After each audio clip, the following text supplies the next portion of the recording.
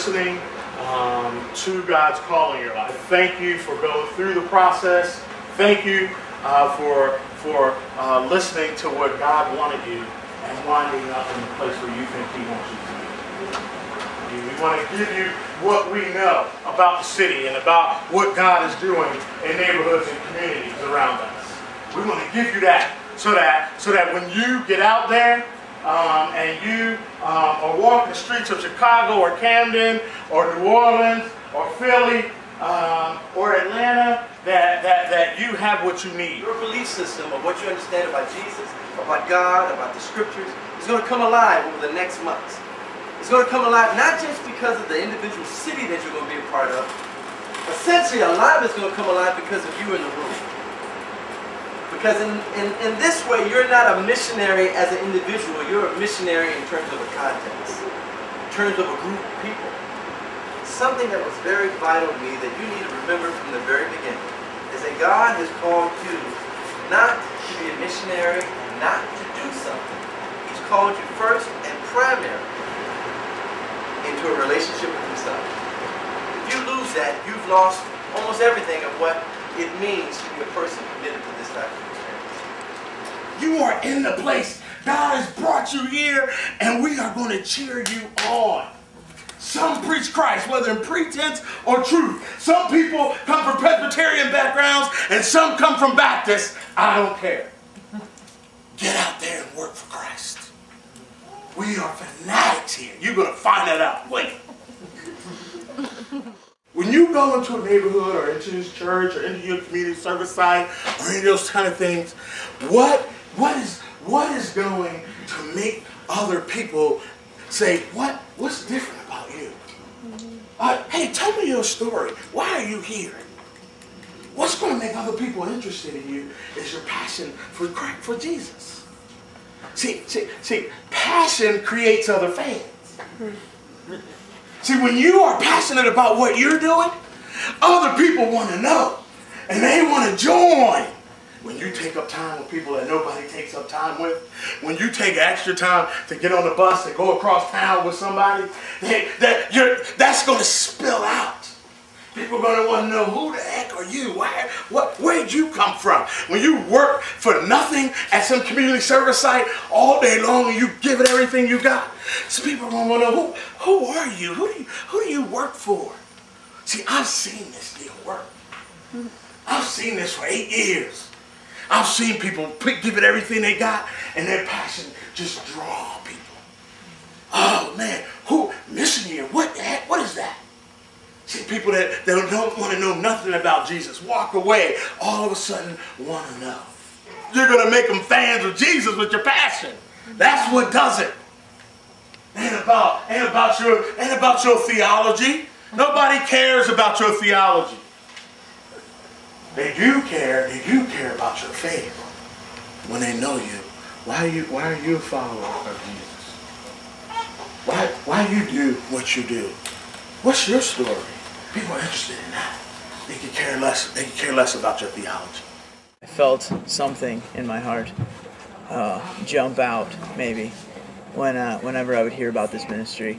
And then the more I looked into it, the more I felt like this is closer to kingdom living than anything else I'd been doing. So I figured that's, I think, what excited me the most about joining, is living out the kingdom life here on earth. I get excited about things, and this is definitely a place where I have gotten very excited. I've been smiling a lot, so I guess that's a good thing.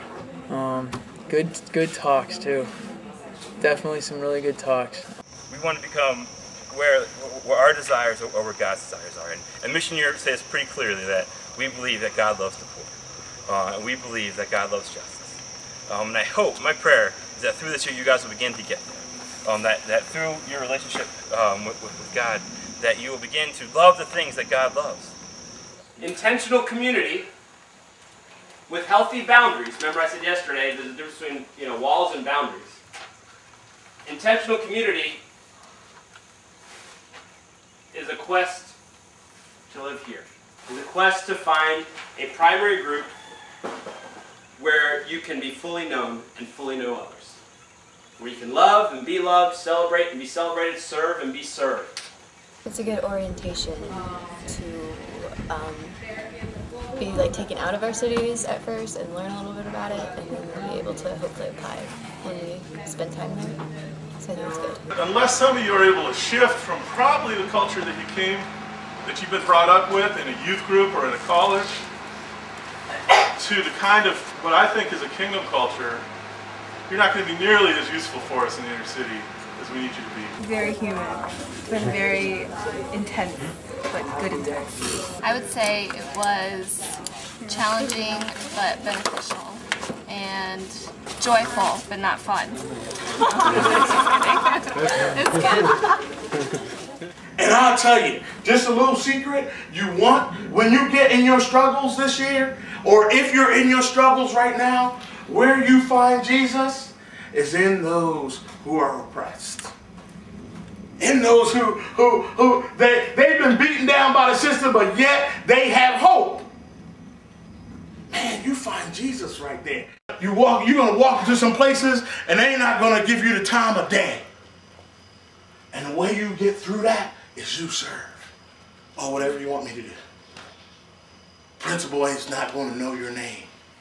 See team members, having nothing to do, pushing papers for a couple months. Going to a school, the principal walked by and growl.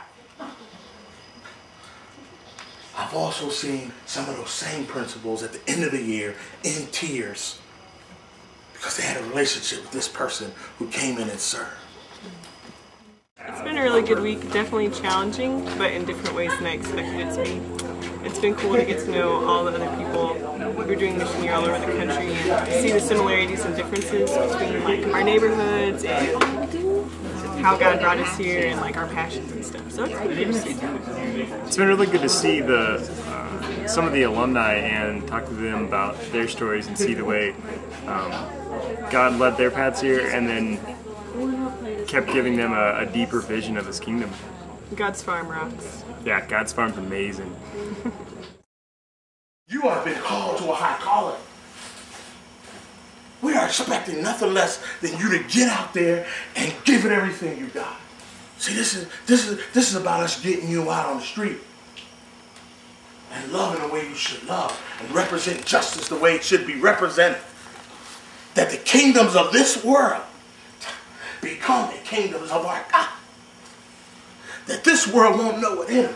Whatever neighborhood you're going in, they don't know what's coming. Come on. This is a good ride.